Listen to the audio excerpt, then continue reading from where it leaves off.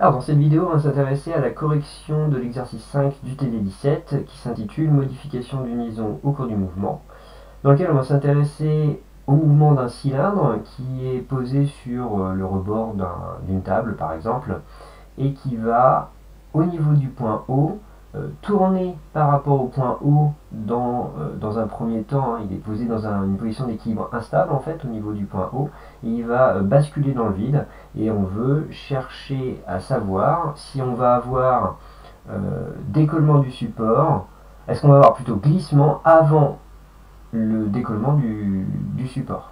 Ça c'est l'objectif, est-ce que le contact est maintenu et savoir s'il y a glissement ou pas jusqu'à rupture de ce contact.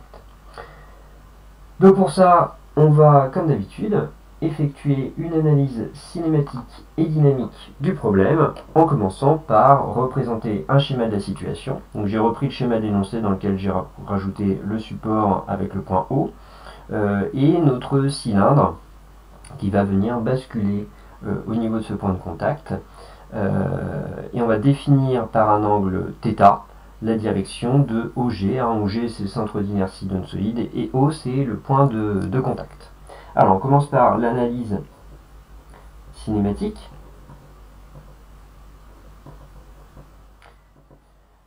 On nous dit dans l'énoncé, je vous remets l'énoncé, on nous signale ici que donc le contact est caractérisé par le coefficient de frottement. Et voilà, on suppose qu'il n'y a pas de glissement le long de l'arête de la table, c'est-à-dire qu'on suppose ici que la vitesse de glissement du solide par rapport à la table est nulle. Et donc ça veut dire que le, le point de contact O1 reste bien le point de contact entre nos deux solides. Donc pour repérer la position du point G, tant qu'il n'y a pas glissement, on va pouvoir uniquement repérer la position de G par rapport à l'angle θ. Donc finalement on n'a qu'une seule inconnue cinématique pour paramétrer notre problème, et c'est cet angle θ. Au niveau de l'analyse dynamique, quelles sont les forces qui vont intervenir dans notre problème? On va avoir le poids, P qui va s'appliquer au niveau du centre de gravité, centre d'inertie. Hop. On va avoir la réaction du support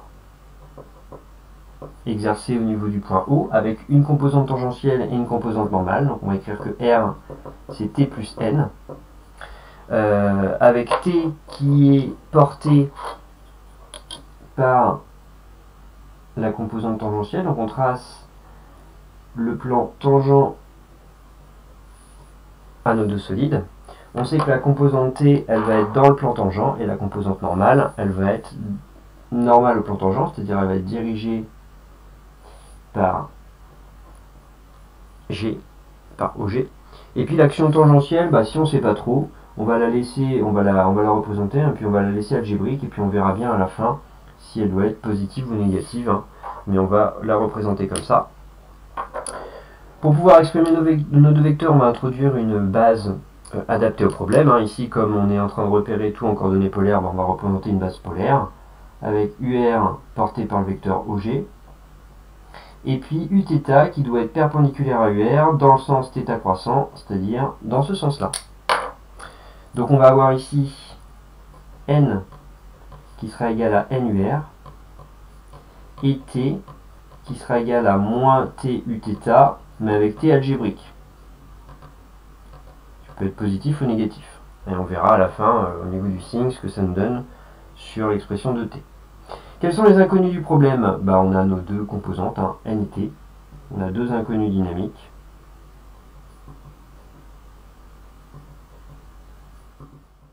Norme de N et norme de T. On a donc trois inconnus dans notre problème. Pour pouvoir déterminer toutes ces inconnues, il va nous falloir faire intervenir ces forces. Donc on va appliquer le principe fondamental de la dynamique, et puis on va venir projeter directement sur les deux directions des forces. Donc principe fondamental de la dynamique projeté sur UR et Uθ.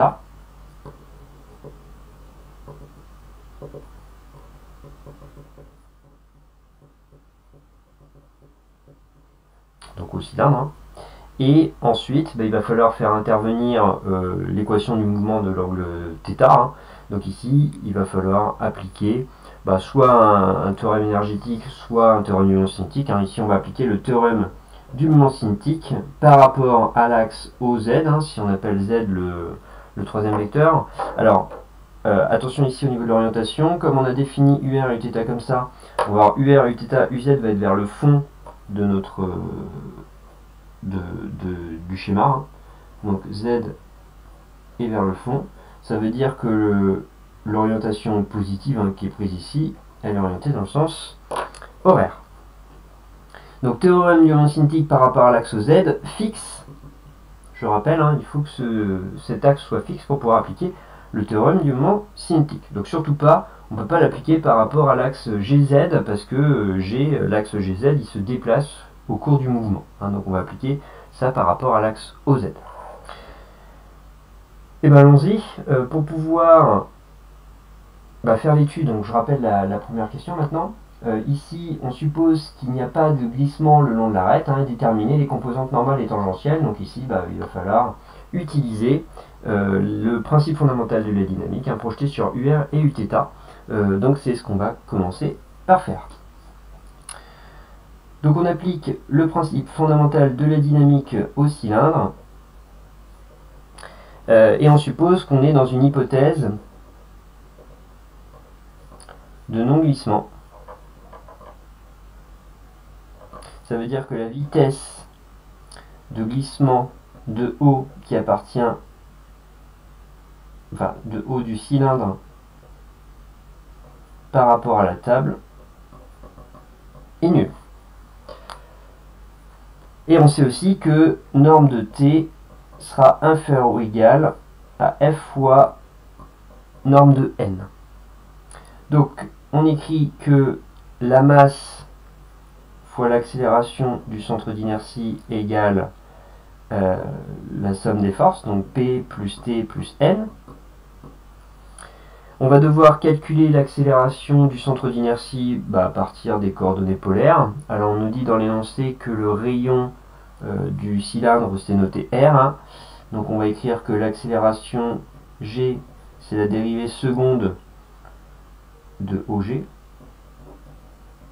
c'est-à-dire la dérivée par rapport au temps. Donc si je dérive OG, ça va faire R θ point Uθ, et donc si je dérive une nouvelle fois, ça va donc faire R θ point Uθ moins R θ point carré UR. Il va falloir aussi exprimer le poids. Donc le poids, on retrouve ici l'angle θ.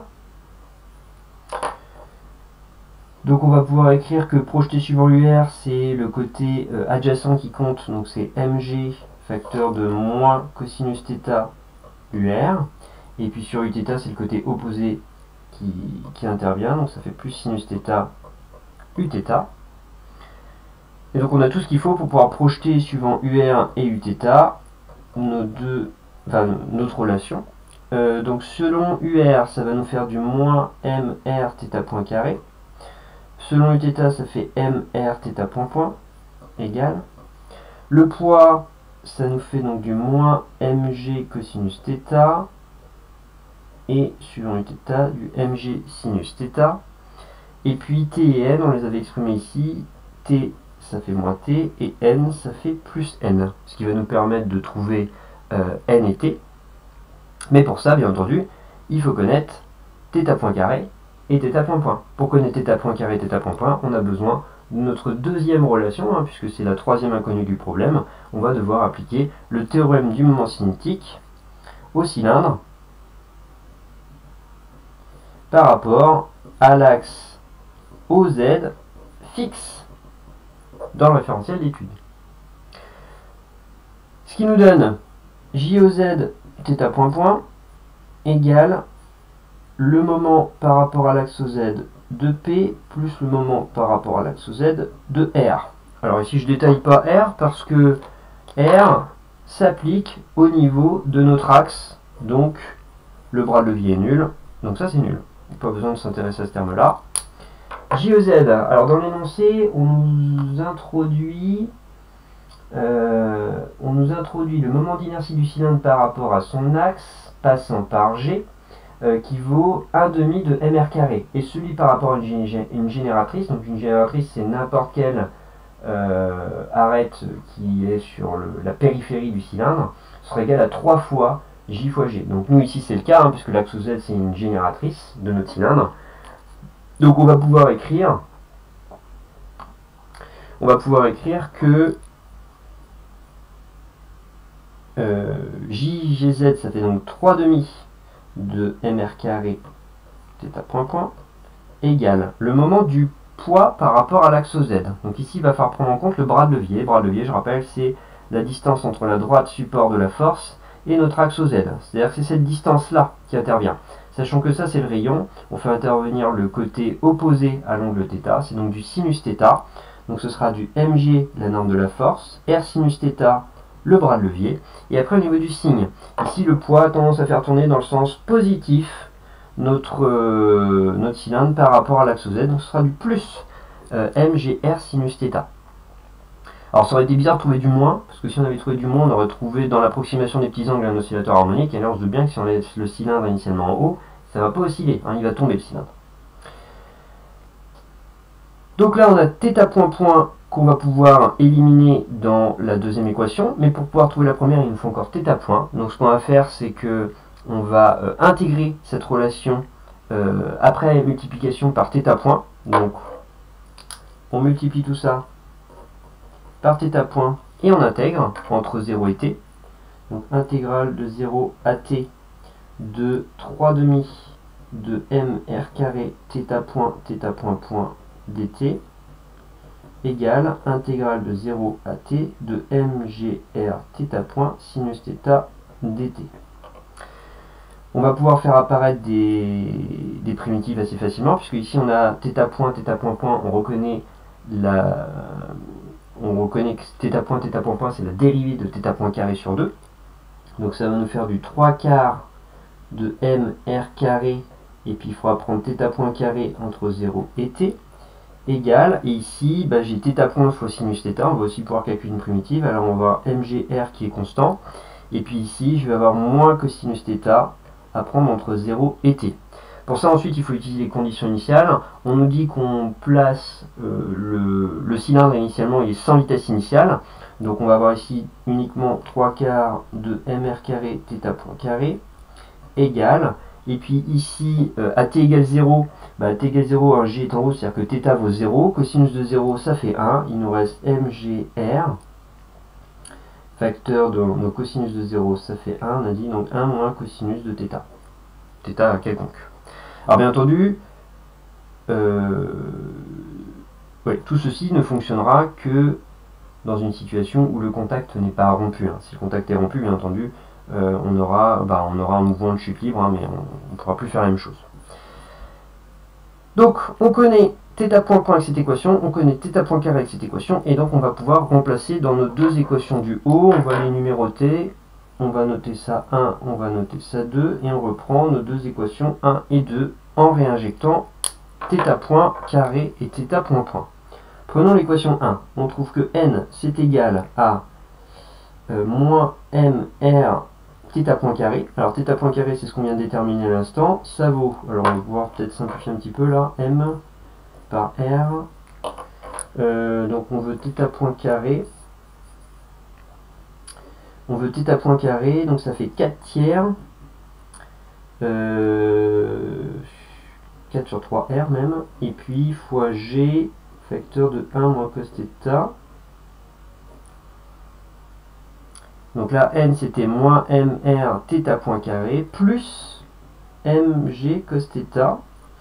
Et pour t, donc t ça fait mg sinus θ, moins mr θ point point, et θ point point on l'a ici.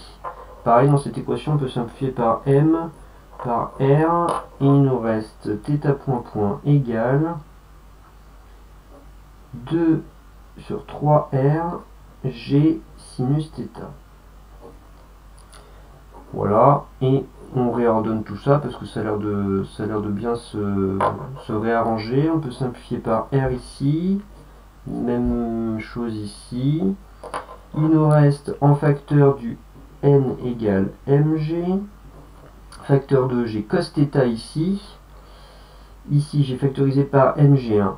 Il me reste moins 4 plus 1. Donc ça nous fait du 5 cos θ.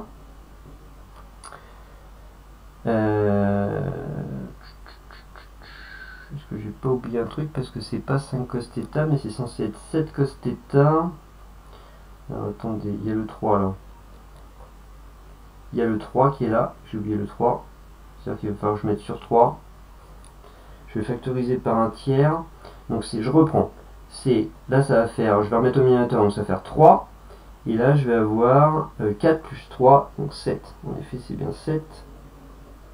Désolé. Hop. 7 cosinus θ. Et ensuite, qu'est-ce qu'il me reste en termes constants? Il me reste moins 4. Moins 4. Et pour t, alors même chose, faut pas que je me trompe ce coup-ci avec le sur 3 là, donc ça fait mg sur 3, facteur de qu'est-ce qu'il nous reste? Alors j'ai moins 2 sin θ, et je vais avoir un plus 3, donc 3 moins 2, une fois sinus θ. Voilà nos valeurs de n et t. Donc on le disait tout à l'heure au niveau du signe de t. Le signe de t sera dans un premier temps, tant que θ est positif, ce sera positif, hein, ça veut dire que la composante tangentielle de la réaction du support, elle est bien orientée dans ce sens, en tout cas tant que θ reste compris entre 0 et pi, hein, ce qui va correspondre à l'intégralité du mouvement. Donc on a nos deux réactions, nos deux composantes de la réaction du support. Et ces expressions ne sont valables, je le rappelle, que dans le cas où on a une hypothèse de non-glissement, ce qui veut dire qu'il va falloir que t et n vérifient cette inégalité. Alors on poursuit avec la deuxième question. Dans la deuxième question, on veut savoir si le mouvement de glissement s'amorce-t-il toujours avant la rupture du contact du cylindre avec la table. Donc il va falloir étudier deux situations. Premièrement, situation de rupture du contact. On aura rupture du contact si n égale 0. Si n s'annule, alors j'ai rupture du contact. N, c'est égal à mg sur 3, 7 cosinus θ moins 4. Si ça égale 0, ça veut dire que cosinus de θ égale 4 septièmes. Et ça, ce sera valable pour θ1 égale 55 degrés, hein, si on fait la résolution numérique. Donc on aura rupture du contact dès que θ va devenir plus grand que 55 degrés. Ensuite, on aura fin de la situation de non-glissement si la norme de t devient égale à f fois la norme de n. Bien entendu, pour θ qui appartient entre 0 et pi sur 2, puisque au-delà, le cylindre sera complètement au-dessus du vide, hein, et donc il n'y aura plus de contact. Donc, si on reprend les expressions de t et n, on aura t qui vaut donc mg sur 3 sinus θ, qui sera égal à f fois mg sur 3, 7 cosinus θ moins 4. Ça veut dire que, on peut simplifier par mg sur 3, ça veut dire que sinus θ est égal à f fois 7 cosinus θ moins 4. Alors là, pour pouvoir étudier cette équation, on va faire une représentation graphique de nos deux normes. Donc, si on représente l'évolution en fonction de θ, sur l'intervalle uniquement 0 pi sur 2, donc on va placer pi sur 4 aussi, pour θ, on va représenter norme de n et norme de t sur f. Norme de t sur f, c'est en sinus θ, ça veut dire qu'entre 0 et pi sur 2, ça va croître pour être maximum en pi sur 2. Ça, c'est une norme de t sur f. Et n, ça vaut 7 cosinus θ moins 4, enfin fois mg sur 3. Donc ce qui nous intéresse, c'est de tracer cette fonction-là, hein, 7 cosinus θ moins 4. Donc si on est en θ égale 0, ça va être maximum, ça vaudra 3. Donc, en tout cas, c'est extrêmement en θ égale 0. Et puis en θ, on a vu tout à l'heure qu'en θ égale 55 degrés, donc 55 degrés, ça va être quelque part entre pi sur 4 et pi sur 2, hein, ça va s'annuler. Donc on va avoir ici annulation de la fonction. Et puis après, ça continue de décroître. Bon, c'est pas forcément bien représenté là, mais en tout cas, ça continue de décroître. Nous, ce qui nous intéresse, c'est ça. Donc ça, c'est norme de n. Ce qu'on constate notamment, c'est qu'en ce point particulier, on va avoir norme de t sur f qui va devenir plus grand que norme de n. C'est-à-dire qu'à partir d'ici, on a fin du non-glissement. Non, c'est du non-glissement. Et ici, on a rupture du contact. On constate graphiquement que le cylindre, avant que le contact se soit rompu, va toujours commencer à glisser. Hein, donc le cylindre commence à glisser avant la rupture du contact. Et si on veut la valeur de θ, il faut faire la résolution numérique de cette équation. Hein. On peut chercher la valeur de θ qui vérifie cette égalité de telle manière que ce soit compris entre pi sur 4 et 55 degrés. Entre 45, c'est compris entre pi sur 4 pas sûr.